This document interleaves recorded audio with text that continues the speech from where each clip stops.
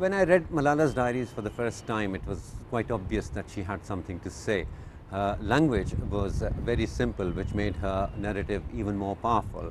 And of course, at that time, she was only 12 years old, so she had the innocence of a child, but still, she was very, very passionate and committed to education.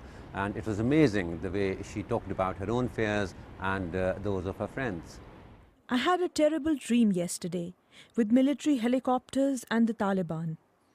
I have had such dreams since the launch of the military operation in Sawat. My mother made me breakfast and I went off to school. I was afraid going to school because the Taliban had issued an edict banning all girls from attending schools. On my way from school to home, I heard a man saying, "I will kill you." I hastened my pace, and after a while I looked back if the man was still coming behind me. But to my utter relief, he was talking on his mobile and must have been threatening someone else over the phone.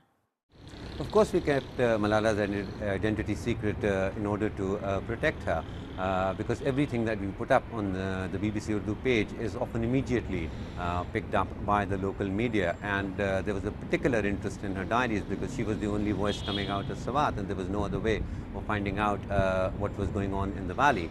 Then once the government had pushed Taliban out of Sawat, Malala's family decided to go public with her identity, and from there on she campaigned publicly for education, and she was quite a well-known figure inside the country by the time she was attacked. Oh, I still remember that day when I walked into the section. The news had come in by that time and everybody was very quiet. I could see the sense of shock. It was almost a kind of a sense of despair that I saw in the office, and that was actually a history-making moment because that was the time when she became known all over the world. Well, I think as a person, she's an exceptionally brave person. But she's not just a person, she is a symbol. She's a symbol of hope for tens of millions of girls in Pakistan who are as committed to education as Malala is, but they fear for their future because of a lack of opportunity at times, because of the inherent conservatism of the Pakistani society.